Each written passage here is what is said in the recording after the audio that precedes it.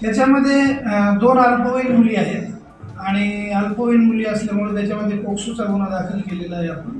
2023ची घटना आहे.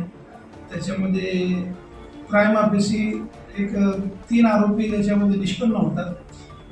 तर 3 आरोपीच्या विरोधात गुन्हा दाखल झालेला आहे. आता जे काही तपासाचा भाग आहे तो तपास सुरू आहे. तपास माझ्याकडेच आहे. याच्यामध्ये आरोपी वगैरे अटक करून उद्या कोर्टापुढे आम्ही सादर करू.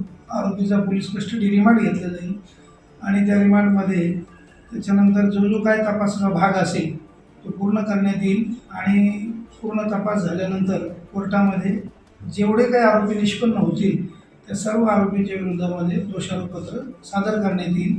आता ह्या ज्या मुली आहेत, ह्या मुली दोघंही अल्पवयीन आहेत आणि ही घटना जी आहे ही 2023ची घटना आहे. सर, त्या मुली अनुसूचित जाती जमातीच्या संदर्भामध्ये काय? बरोबर आहे. त्याच्यामध्ये ज्या मुली अनुसूचित जाती जमातीचा जो कायदा आहे, ॲट्रॉसिटी कायदा, त्या कायदा म्हणजे ॲट्रॉसिटी कायदा प्लस पॉक्सो असं दोघं याच्यामध्ये कलम लागलेले आहे.